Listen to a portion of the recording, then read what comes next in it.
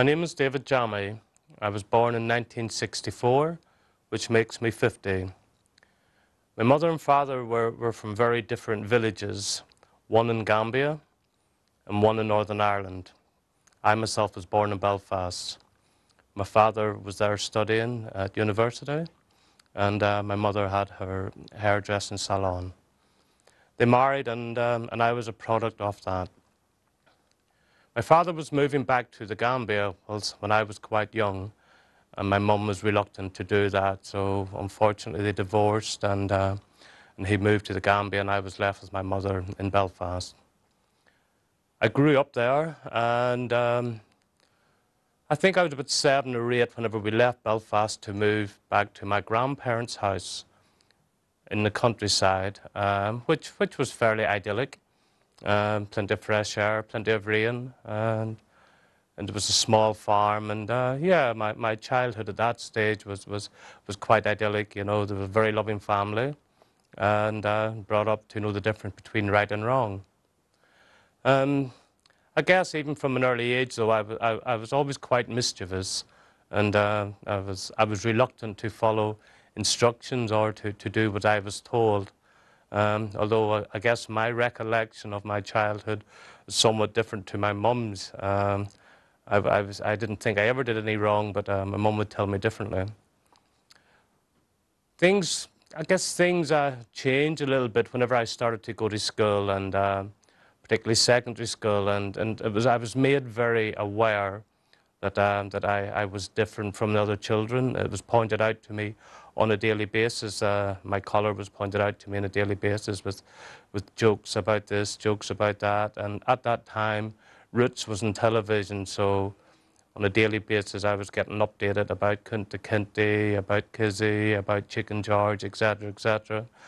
And it was quite uncomfortable, you know, and it was, I guess it was a spotlight that was on me, and I wasn't best comfortable with that, and at some level I just sort of wish everybody would go away, and any time I ever took umbrage about that, I was told, oh, can I not take a joke, and that I must have a chip on my shoulder. So I was in a no-win situation where I just had to accept the barrage of daily racial abuse. But nevertheless, I still had parts of my life growing up that was very loving, and my family were very loving, and I had a good home environment. However, outside of the home, it was more challenging. Within the school environment, particularly within the classroom, I wasn't always... I was reluctant to follow instruction at times as well, depending on the teacher's approach. Some of the teachers were very dogmatic, and they used physical punishment at that time, and I found myself bearing the brunt of that on a daily basis, which led to me being quite stubborn and refusing to work for certain teachers, which didn't help me, and I guess I'm able to reflect and look back now and see how I was only harming myself. But at that time, it was more personal between I and the teacher, so I wouldn't do any work for teachers, and no matter how much they caned me, no matter how much detention they gave me, in fact, the more they caned me, the more determined I became not to do anything for them. As such, then that obviously lasted throughout my school, and towards the end of that, I was looking forward to leaving school and joining the Royal Navy, which I seen as an opportunity to get out of Northern Ireland, to leave, I guess, the negative racial experiences behind me. At this stage, I wasn't drinking. I daydreamed a lot. I used to escape in my head by daydreaming and other methods, but I wasn't drinking. And whenever I joined the Navy, I went to HMS Raleigh, but within a month, I got a medical discharge because I was partially deaf in one ear, which led me back to Northern Ireland. At that time, I guess my world had crumbled, and I'd seen the Navy as an opportunity for me to leave the negative experiences, the negative racial abuse, etc. behind me, and coming back to Northern Ireland, I sort of gave up at one level. It was then I started drinking, drinking to lose myself at one level. I I would start drinking and I wouldn't stop until I blacked out, and that was a regular occurrence for me. Um, this was just at weekends. At this stage, I was involved in a variety of work opportunities. I always worked because I realized that I had to pay for my drinking, and my life was fairly normal, other than the fact that every weekend I would have to get drunk. You know, I couldn't imagine life without that. My mum had remarried at this stage, and I had two sisters, and I lived with my mum and my stepfather and my two sisters, and I guess even though I was with them, I didn't totally identify with them because I was so caught up in my experience. I was so caught up in my life and what was going on in my head. I could say now, reflecting back, that I was very selfish, very self-absorbed, and I only cared about myself in reality. I continued to work, I continued to drink, I continued to go in and out of relationships, and I was never able to hold on to a relationship very long because I drunk, you know, within relationships. I was violent within relationships. Effectively, the relationship with myself was not conducive to allow me to have a relationship with anyone else. I didn't realize at that time, but it's only now that I'm able to look back and realize that I was so damaged, so fractured myself, that there was no way that I could hold on to a relationship with anyone.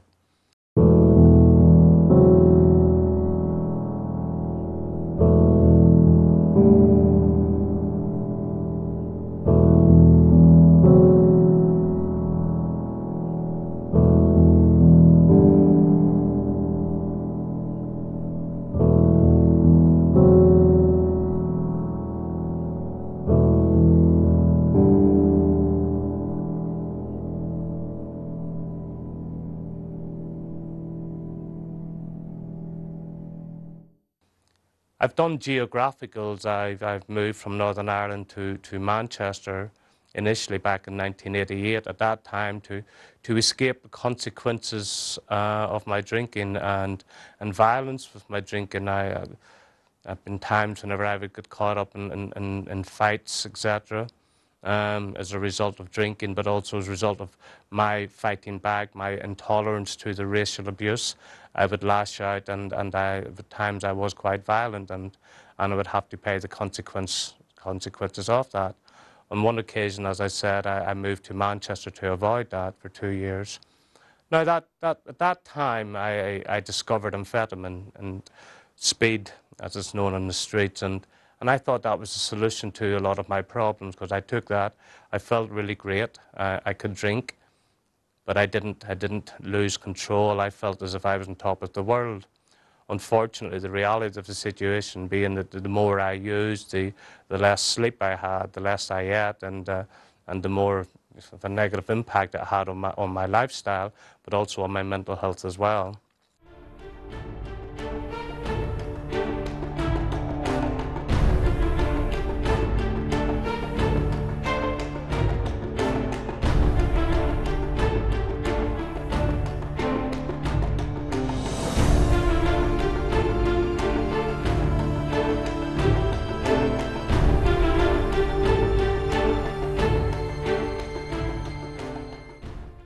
I came back to Ireland after 2 years, and endeavoured to live a normal life. I was working again, and at that stage I was very happy with the job I was doing. I was working with young people as a YTP coordinator, so I had a degree of self-worth and self-esteem as a result of the job I was doing from Monday to Friday.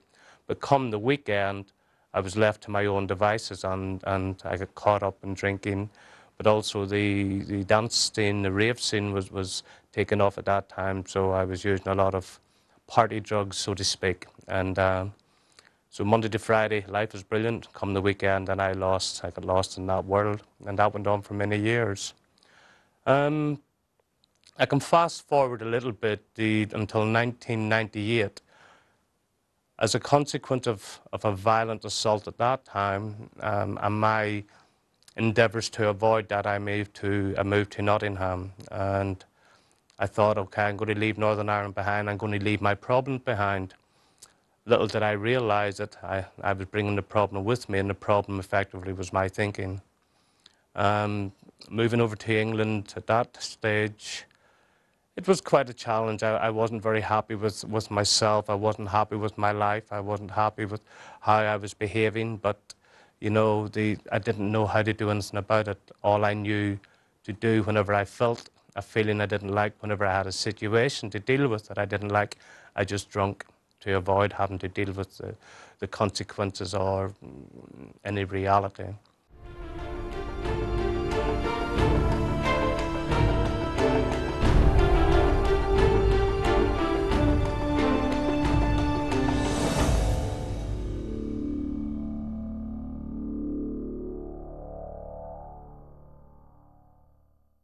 I continued to drink in England, and I experienced more consequences of my drinking, which inevitably was more violence. And I found myself in Lincoln prison in 2000, the year 2000, for a 2.5-year sentence for a violent assault. I got out in 2001, and I endeavoured to get employment at that time. I thought, okay, get a job, get a woman, settle down, have children. I had in my head that if I did these things, then that will fix what I seen as me. I thought, okay, other people get the job, they get their partner, they have children, and they live a normal life. So that, all I wanted was a normal life. So I got the job, I got my partner at that time, and we had a child. We had 2 children effectively, but at the whole time, I still continued to drink, but not to the same extent. And she didn't even realize that I even had a drink problem. And I didn't realize I had a drink problem either at that time. The employer that I started working for at that time, I was fairly good at my job, and I used to get off with making excuses for my sickness. I used to take a lot of time off. I didn't drink and go to work, but I would have had a binge, and then I wouldn't go to work, so I would make excuses that this had happened or that had happened, and I missed a lot of time from work. My employer got to the stage where they'd had enough of that, and they were trying to discipline me. I'm trying to be smarter than the employer, and I realized that if I went to see an occupational therapist, that they couldn't discipline me. But as a result of going to the occupational therapist, she then referred me for an assessment. I didn't realize at the time of the assessment that the assessor was considering, that the employer was considering, either sending me to the Priory or suggesting another form of recovery. But as a result of my assessment, it was suggested that I come into recovery, and that it was also suggested that alcohol was a problem. I knew I had problems when I drank, because I had countless examples of problems, of dramas, of dilemmas, of situations I found myself in as a result of my drinking, but I did not realize that drink itself was a problem. However, when it was suggested to me that I had a problem with that, and I was at a stage where spiritually I felt bankrupt. I felt like a shell. I felt I couldn't go on living the way I was living anymore anyway. So I was open to what was suggested to me at that time, and I embraced that. And as a result of that, I found recovery. And the recovery I found, that I could break it down, it stipulated 3 points. Firstly, that I had to know God, I had to clean house, and I have to help others. And that brings me to where I'm at today. You know, I have a relationship with my Creator. You know, I cleaned house. I try to do the best and deal with the remnants of my past as I can. And I try my best to help others. And my life today, it's changed immeasurably. I no longer have to drink. I no longer cause the devastation to myself, nor the devastation to others that I had in the past. I tried to change, or I had to change my thinking. I had to change my way of being, and I had to accept that I was not running the show, which brings me to the current day.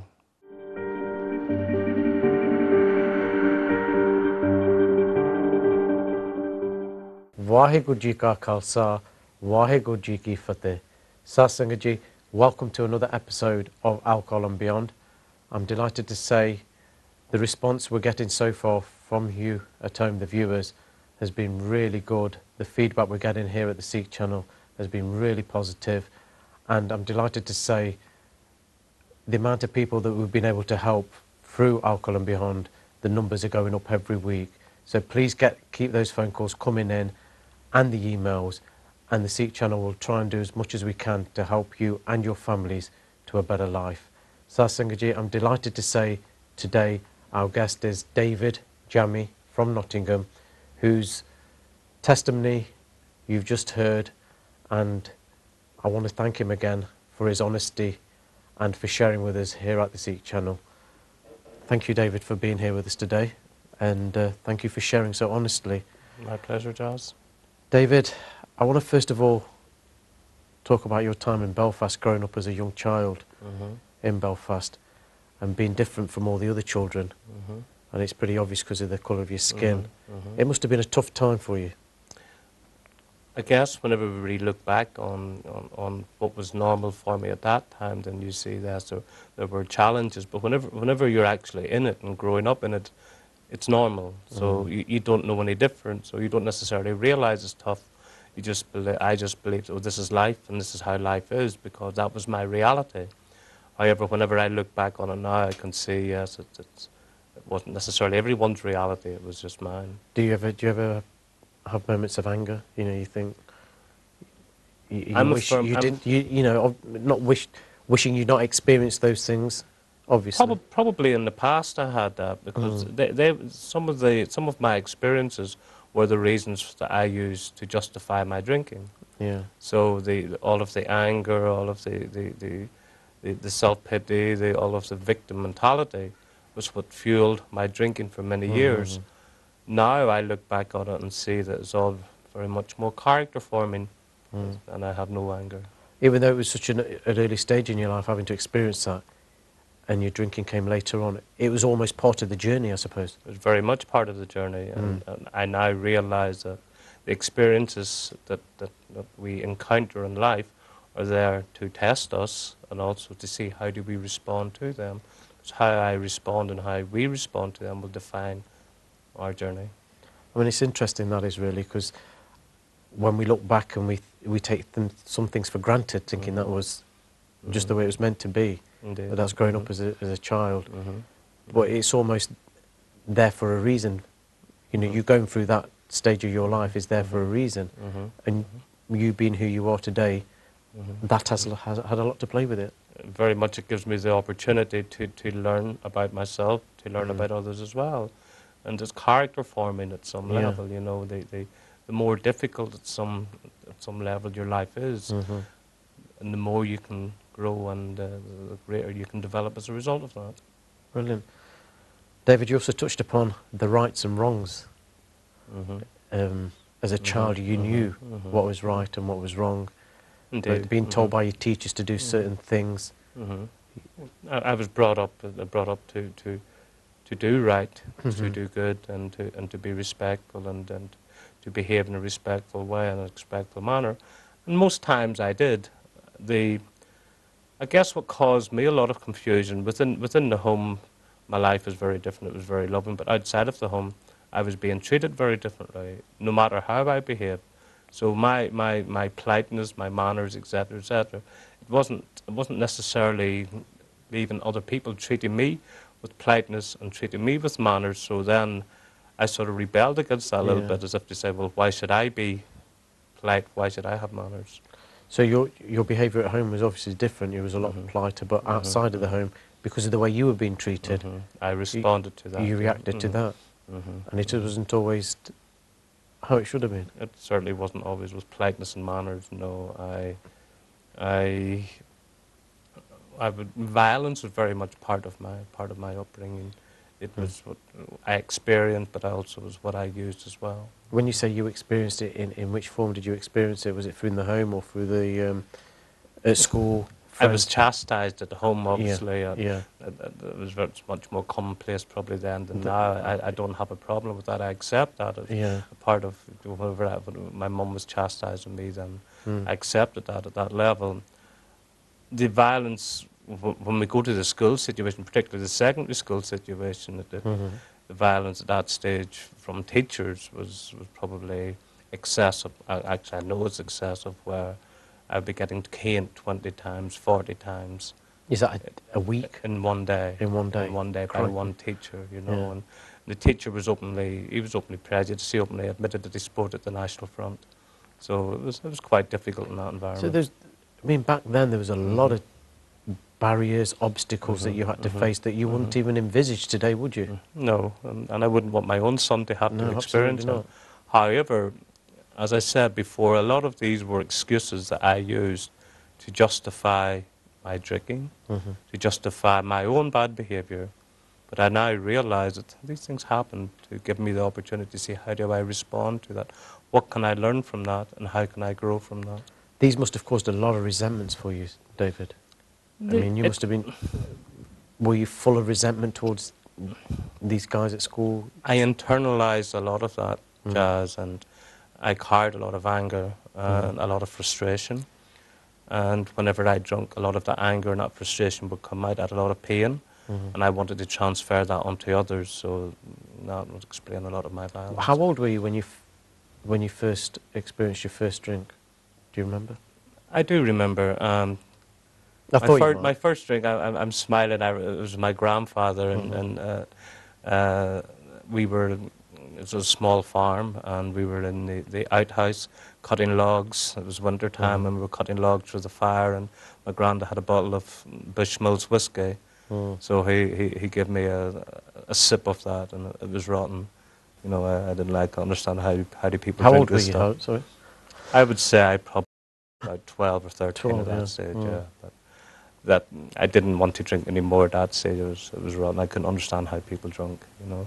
My first drunk, I was at school at that time, and it was the end of term. So my friend and I decided to purchase some Marydown cider and drunk it until we were violently sick. You know, that was that was my first drunk. I was about 14. And then what age were you when you experienced it, sort of a regular thing, when you started drinking regular, sort of the weekends? As I said, whenever I come back from the Navy, I would have been 16, 17, around that. Did you take, obviously, being not rejected in the Navy, but obviously for medical reasons, did you take that pretty bad? I didn't see that so much as rejection. It was just a fact. What I guess in my mind, I seen my joining that was a solution. It was to get me out of Northern Ireland. So I guess my disappointment was in actually coming back into that environment and the memories of my experiences at school, you know, the prejudice, etc. So I guess that was a difficult point for me. So in my mind, I come up with okay, let me just get drunk, let me get off my head. And then it was sort of becoming a weekend thing. And then, did you ever go beyond alcohol in the early days? Did you ever try any other substance? I would have smoked cannabis occasionally, yeah. The cannabis, you know, you didn't like it? Or it helped me escape my reality. My reality was what I didn't like, Jazz, you know. My perception of my reality was what I didn't like. And anything that helped me to escape that, I liked that, you know. And I wasn't the case that everything was terrible in my life. So basically you were cushioning the pain of your childhood in many senses with alcohol, and then you even tried it with the cannabis. Well, anything I took came between me and me, you know, and that was the reality of it, you know. I wouldn't say that I was consciously carrying painful memories, but it was just my perception of how things were, you know. I felt sorry for myself, you know. I was self-absorbed. I felt self-pity. Absolutely. You know, and also I was very distrustful and at some level maybe a little bit paranoid, but also fearful. Yeah. You know, and I found whenever I drunk or took drugs, and it enabled me to better engage in life. Well, David, after the break, we're going to talk more about your fears, and if you have any of those fears today. Sassangaji, we're going to take a short break, and look forward to you joining us again after the break. Vaheguru Ji Ka Khalsa, Vaheguru Ji Ki Fateh. Vaheguru Ji Ka Khalsa, Vaheguru Ji Ki Fateh. Satsang Ji, welcome back to the second half of Alcohol and Beyond. And I'm going to continue, David, by asking you, your parents divorced, and you had a stepfather. How was life with your stepfather? I guess I had expectations of what a stepfather should be. I wanted someone to come along to play football with me, you know, and do all the things that I had been missing, you know, and I had expectations with my mother and father divorcing, and I guess whenever I was at school, other people had both parents, and I always wanted to have the father in my life, so I thought whenever my mum remarried that, okay, now I'm going to have this father figure that would fulfill these roles. Didn't quite turn out to be that way, you know. I guess it was probably difficult for him coming into an environment where he was from London and he was white, so I guess it might have been a challenge for him taking on board a non-white child, you know, within the family. Yeah. Did you have any sort of, you know, obviously that connection you had with your father, and then having to reconnect with your stepfather, was there any resentments towards your stepfather, or did it cause you to drink more? My mother and father divorced whenever I was very young, so I didn't really have any recollection of that jazz. I wouldn't say I had any resentment. I had an expectation that wasn't quite met. But my drinking, it was quite surreal, because even though I lived at home with my mother and my stepfather, I pretty much did what I wanted, because I was very selfish, very self-absorbed, and he didn't really lay down any rules for me. My mum would have tried to, and my mum would try to encourage him to, you know. And on one occasion I come home, obviously the worst to wear for drink. My mum was quite frustrated at my drinking. I think I was 16, 17, so I was under 18, and she wanted him to chastise me. And he come in to chastise me, but it didn't quite work. I turned on him, and I had a violent reaction to him, you know. And bearing in mind, I was carrying a lot of anger and frustration, and in that moment, he probably got a lot of that anger and frustration, you know, which didn't leave me feeling good with myself either. Do you think that if you'd had some boundaries, probably a bit earlier, that your drinking might not have got to the extent it did? No. I believe I did have boundaries, but my way of thinking was that I will do what I want, you know, regardless of, I knew the difference. But as far as the alcohol thing's concerned, Jazz, you know, bear in mind, I grew up in a society where drinking was normal. It was accepted. There was almost an expectation when you get that you drink. Alcohol was very normal, so not to drink was seen almost as abnormal, if that makes sense. Well, it's a bit same in our culture. It's almost expected, and you're almost sort of expected to drink at a young age. Well, Sasangaji, we're going to go over to Bhai Amardeep Singh now, and once again, and see what he has to say, what Sikhi says in Gurbani, what Gurbani has to say about any sort of addiction or any sort of intoxicant. Vaheguru Ji Ka Khalsa, Vaheguru Ji Ki Fateh. Waheguru ji ਕਾ ਖਾਲਸਾ ਵਾਹਿਗੁਰੂ ਜੀ ਕੀ ਫਤਿਹ। ਗੁਰੂ ਮਹਾਰਾਜ ਬਾਣੀ 'ਚ ਦੱਸਦੇ ਆ ਵੀ ਮਨੁੱਖ ਤੂੰ ਇਹ ਜੀਵਨ ਦੇ ਵਿੱਚ ਆਇਆ ਸਿਰਫ ਇੱਕ ਚੀਜ਼ ਦੀ ਪ੍ਰਾਪਤੀ ਵਾਸਤੇ। ਜਿਸ ਜਲ ਨਿਧ ਕਾਰਨ ਤੁਮ ਜਗ ਆਏ ਸੋ ਅੰਮ੍ਰਿਤ ਗੁਰ ਪਾਹੀ ਜੀਓ। ਜਿਹੜੇ ਅੰਮ੍ਰਿਤ ਵਾਸਤੇ ਤੂੰ ਦੁਨੀਆ 'ਚ ਆਇਆ ਤੇ ਦੇਵੀ ਦੇਵਤੇ ਤਰਸਦੇ ਅੰਮ੍ਰਿਤ ਵਾਸਤੇ, ਉਹ ਅੰਮ੍ਰਿਤ ਦੀ ਪ੍ਰਾਪਤੀ ਗੁਰੂ ਤੋਂ ਹੋਣੀ ਹੈ। ਸੋ ਨਰ ਮੁੰਜਨ ਅੰਮ੍ਰਿਤ ਖੋਜਦੇ ਸੋ ਅੰਮ੍ਰਿਤ ਗੁਰ ਤੇ ਪਾਇਆ। ਹੁਣ ਕਈ ਲੋਕ ਕਹਿੰਦੇ ਆ ਵੀ ਸਾਨੂੰ ਸ਼ਰਾਬ ਦੀ ਆਦਤ ਪੈ ਗਈ, ਨਸ਼ਾ ਕਰਨ ਦੀ ਆਦਤ ਪੈ ਗਈ। ਆਦਤ ਸਾਡੀ ਛੁੱਟਦੀ ਨਹੀਂ, ਜਿਹਨੂੰ ਕਹਿੰਦੇ ਲੱਤ ਪੈ ਗਈ। ਪਰ ਮਹਾਰਾਜ ਕਹਿੰਦੇ ਆ ਤੇਰੀ ਲੱਤ ਛੁੱਟ ਸਕਦੀ ਆ, ਤੇਰੀ ਸ਼ਰਾਬ ਪੀਣ ਦੀ ਆਦਤ ਛੁੱਟ ਸਕਦੀ ਆ। ਜੇ ਤੂੰ ਬਾਣੀ ਪੜ੍ਹਨੀ ਸ਼ੁਰੂ ਕਰ ਦੇ, ਜੇ ਤੂੰ ਗੁਰੂ ਦੀ ਸ਼ਰਨ ਚ ਆ ਜਾਏ, ਸਾਧ ਸੰਗਤ ਜੀ ਸਿਮਰਨ ਕਰੋ, ਸਾਧ ਸੰਗਤ ਕਰੋ, ਸੇਵਾ ਕਰੋ। ਤੇ ਮਹਾਰਾਜ ਕੀ ਫਰਮਾਉਂਦੇ ਨੇ, ਅੰਮ੍ਰਿਤ ਕਾ ਵਾਪਾਰੀ ਹੋਵੈ, ਕਿਆ ਮਦ ਛੂਛੈ ਭਾਉ ਤਰੈ। ਅਰਦਾਸ ਕਰੋ ਮਾਲਕ ਅੱਗੇ, ਮਾਲਕਾ ਅੰਮ੍ਰਿਤ ਦੀ ਦਾਤ ਬਖਸ਼। ਉਹ ਅੰਮ੍ਰਿਤ ਜਿਹਨੂੰ ਦੇਵੀ ਦੇਵਤੇ ਲੱਭਦੇ ਫਿਰਦੇ ਨੇ, ਉਹਨਾਂ ਨੂੰ ਅੰਮ੍ਰਿਤ ਦੀ ਪ੍ਰਾਪਤੀ ਨਹੀਂ ਹੁੰਦੀ। ਸੁਰ ਨਰ ਮੁੰਜਨ ਅੰਮ੍ਰਿਤ ਖੋਜਦੇ, ਉਹ ਲੱਭੀ ਜਾਂਦੇ ਨੇ। ਸੋ ਅੰਮ੍ਰਿਤ ਗੁਰ ਤੇ ਪਾਇਆ, ਮੇਰੇ ਮਾਲਕਾ ਅੰਮ੍ਰਿਤ ਦੀ ਦਾਤ ਬਖਸ਼ ਦੇ। ਫਿਰ ਕੀ ਹੋਏਗਾ ਸਾਧ ਸੰਗਤ ਜੀ, ਜਿਹੜੀ ਅਸੀਂ ਕਹਿੰਦੇ ਹਾਂ ਨਾ ਸਾਡੀ ਆਦਤ ਨਹੀਂ ਛੁੱਟਦੀ ਪੀਣ ਦੀ, ਮਾਂ ਕਹਿੰਦੇ ਆ ਜਦੋਂ ਅੰਮ੍ਰਿਤ ਦੀ ਤੁਸੀਂ ਅਰਦਾਸ ਕਰ ਲਈ, ਸਾਧ ਸੰਗਤ ਕਰਨੀ ਸ਼ੁਰੂ ਕਰਤੀ, ਕਿਆ ਮਦ ਛੂਛੈ ਭਾਉ ਥਰੈ। ਉਹ ਜਿਹੜਾ ਮਦ ਮੈਨੇ, ਜਿਹੜੀ ਦੁਨਿਆਵੀ ਸ਼ਰਾਬ ਹੈ, ਉਹ ਤੁਹਾਨੂੰ ਚੰਗੀ ਨਹੀਂ ਲੱਗਦੀ, ਕਿਉਂਕਿ ਅੰਦਰੋਂ ਅੰਮ੍ਰਿਤ ਤੁਸੀਂ ਪੀਓਗੇ ਤੇ ਆਨੰਦ ਮਾਣੋਗੇ। So Guru Maharaj is revealing that a lot of people say that addiction of taking drugs or intoxicant, we can't give up. But Guru Maharaj is giving us the clue how you can give up your addiction. Start coming to the Gurdwara, start being in the Sadh Sangat, start listening to the Gurbani, Kirtan. Most importantly, carry on doing seva for the needy people.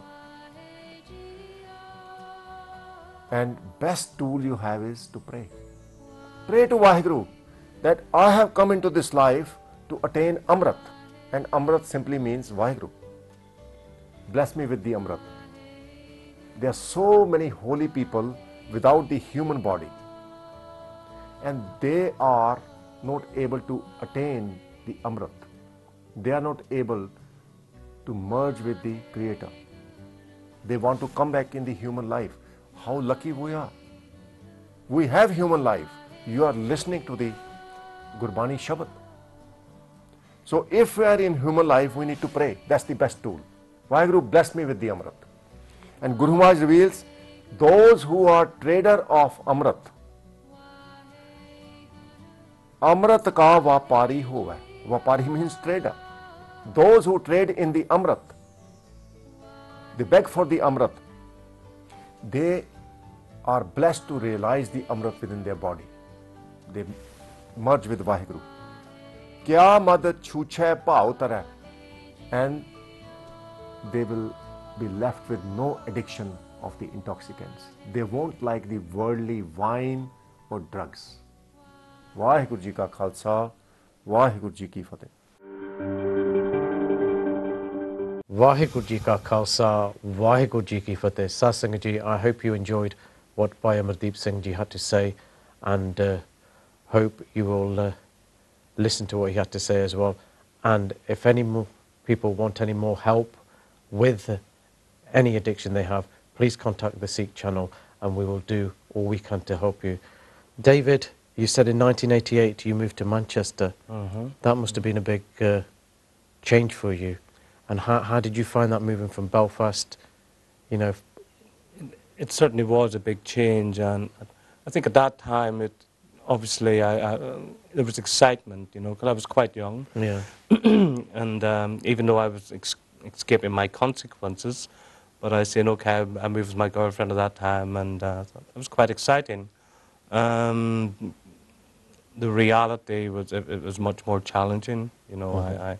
I didn't want to sign on because then obviously I was traceable. So I found myself, if I wasn't working, I was doing casual work, etc. And for times whenever I wasn't working, then obviously then there would be no money. So it was a challenging time. I still managed to drink though. Yeah, I was going to say, did your girlfriend, you must have been about 23, 24 then? That's right, yeah. 23, 24. You know, you're growing up, you're a young man. You want to go out every weekend. You also want to provide for your partner. But did your partner, your girlfriend at the time, know that you were experiencing difficulty with your drinking?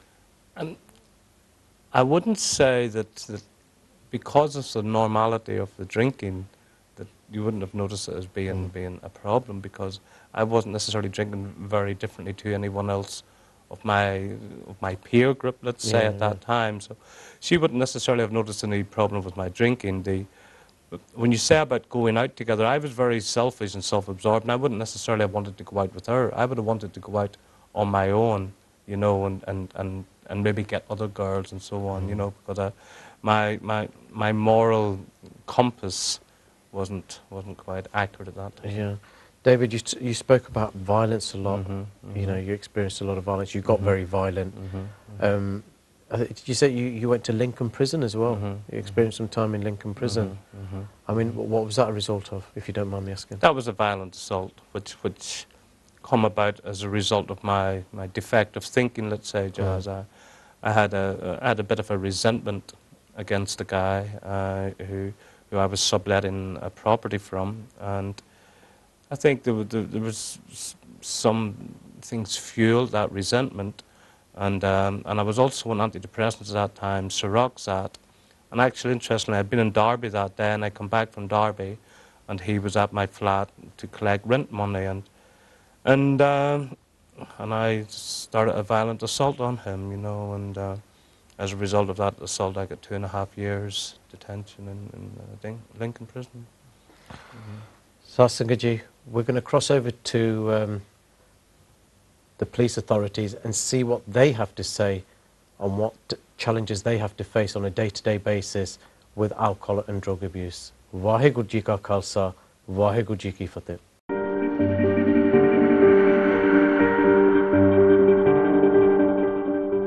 My name's Richard Keene. I'm a police officer with Derbyshire Constabulary, currently based at Derby West. Been in the police service for 22 years now. I'm also the vice chair of the BPA, which is the Black Police Association. Do you feel that the females are more vulnerable when they're under the influence of alcohol? And does that cause, there's a lot of issues around that with being taken advantage of, the grooming. How does the police view that? In terms of alcohol, as we've already touched on, it's no respecter of culture, age, race, or even sex. We're certainly seeing alcohol and binge drinking manifesting themselves ever more in young females, and that will cut across all communities, including the Sikh community. Binge drinking is, if it's not increasing, it's certainly not decreasing, and it's particularly concerning that binge drinking can lead to long-term alcohol problems, and with young people, I'm particularly concerned, particularly young females, that if they have too much to drink, they don't understand how the alcohol is going to affect them. It can lead them to making bad personal choices, bad life choices. It can make them vulnerable, and there are significant numbers of people out there that will seek to take advantage of young females particularly, and if young females are under the influence of alcohol, that makes them far more vulnerable to these types of people and their advances.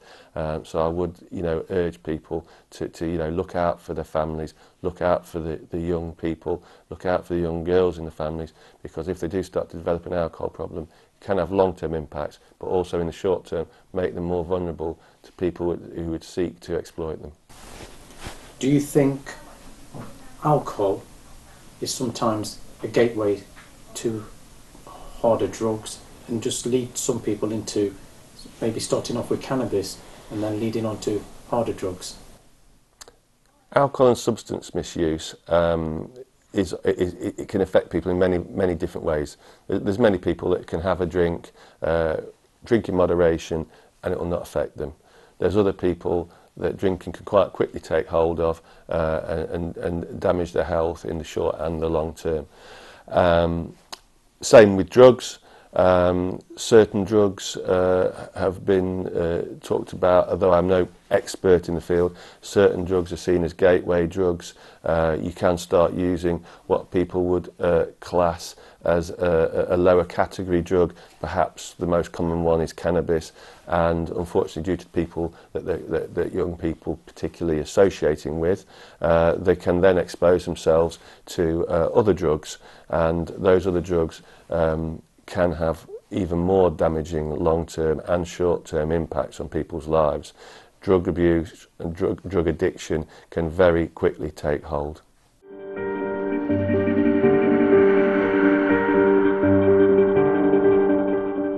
Vaheguru Ji Ka Khalsa, Vaheguru Ji Ki Fateh. David, obviously you've just shared with us your time in Lincoln Prison. There's a lot of youngsters that are watching this program, I know. It's one of the Sikh channel's most watched programs. And I think that's mainly because a lot of families out there are suffering with a family member or a loved one who's going through the same difficulties that we once went through. What would your message be to them? How to avoid, you know, getting into this madness, if you like? I think it's very difficult to avoid the consequences whenever you're partaking of substances that render you into a state that you're no longer in control. What I would suggest is that individuals look at the evidence of whether it be their drug use or if their alcohol use. If it's causing them problems, then they need to take action to deal with that. Don't just think it will go away. It won't go away by osmosis. You will have to take action, whether speak to a professional, speak to family, but take action. If it's causing you problems, then deal with it. David, you also spoke about being spiritually bankrupt. I know for me, in the early days, being spiritually connected to my faith was essential. Me being able to go to the Gurdwara and saying a few words in front of the Holy Scriptures meant a lot, being connected. You're spiritually bankrupt, you know, it's quite a strong term, and that's what a lot of us were. How do you connect spiritually today? Well, how I connect spiritually today it's through prayer and meditation, by being selfless, by being true, being honest, by compassion. How I live my life today helps me to connect not only with myself but with the wider spirit universe, with yourself, Jazz, and with people like you. You talked about clean house. I mean, some of the viewers won't be won't know what you mean by clean house. Just explain what you mean. I remember when I first heard clean house in a meeting, I didn't know what that meant. What exactly do you mean by clean house? I guess for those of us who have had a life of alcohol abuse, we've caused a lot of harm along the way to partners, to parents, to family, to the community. It's cleaning houses for us to look at our behaviours, look at where we can make amends, where we can right the wrong that we've done, but also to change those elements of us that need changing. We talk about character defects, you know, to change our selfishness, you know, to be more compassionate, to be more tolerant, to get rid of the behaviours that were harming us. Yeah. And how is important it to change your thinking? You know, that's got to be crucial, hasn't it? Very much is at the heart of it, you know. Yeah. The problem ultimately is our thinking. For those of us who were caught up in drinking, we didn't think we had a problem. We didn't think we were doing any harm. And we thought we had the solution, and we thought our solution was the only way. We need to realise that our thinking is defective, that our way is not the only way, and we need to be open to change. And we need to be willing to embrace change and to accept that sometimes we can't trust our thinking. David, I know you touched upon helping people is essential for you and a huge part of your recovery.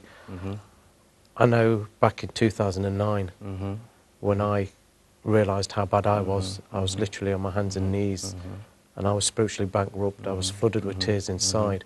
You came to see me in Derby, and you know, for me, you were my first point of contact in recovery, and you provided me with unbelievable help. And I probably haven't got the words really, or I could never repay you for that. But it must be so rewarding to see some of the youngsters that come through them doors, or the people that you reach out to in prisons. That it must be great to see them flourish when they've put down the drink and see all the goodness coming out of them. And I guess, you know, as you say, Jazz, it's been a privilege and that I have the opportunity through Back In to engage with individuals who are going through the despair, the loneliness, the hopelessness, the helplessness of alcohol and drug abuse, you know, and to have that opportunity it fills me full of joy, you know, it fills my heart full of joy, and I'm grateful for that opportunity that's been given me through back in. I know my wife was, you know, she's tried everything. My mum tried everything. Even the kids thought they tried everything. There's a lot of families out there that just don't know which way to turn because they feel they've tried everything. And the whole purpose of the Sikh channel doing this program is because there's a lot of families out there that are hurting. Not just the individuals that are in their addiction, but the families. And the Sikh channel are getting phone call, and it's 99% of them are just families phoning. You know, I know it's important for the addict to pick up the phone, but what message have you got for them families? What words of comfort have you got for those families? I guess what I would say, never give up, you know, keep on keeping on, you know, and it can be very frustrating, you know, no matter how much you want it, if the individual who's actually using doesn't want it, you can feel as if you're banging your head against a brick wall, but never give up. There is hope there.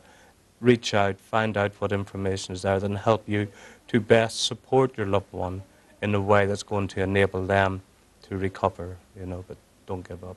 Brilliant. Thank you very much, David, for joining us here today. Really appreciate your honesty. Thank you for having me, Jazz. Singh, once again, thank you to David. I just want to add, please keep those phone calls coming in.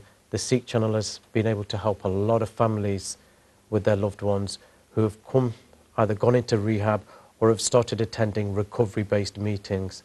Singh, the channel number is on your screens, the emails are there. So please keep those numbers coming in. And Singh, can I just say that we do know here at the Sikh channel that individuals have got, well, they're getting better. I know 2 or 3 individuals are 3 or 4 months clean now from alcohol and drugs. If any of you want to come and share your stories here with us at the Sikh channel and offer hope to those families who are struggling also, then please contact the Sikh channel. You're most welcome to come and share your story with us, and we'd love to hear that. Once again, Singh, thank you for joining us. Vaheguru Ji Ka Khalsa, Vaheguru Ji Ki Fateh.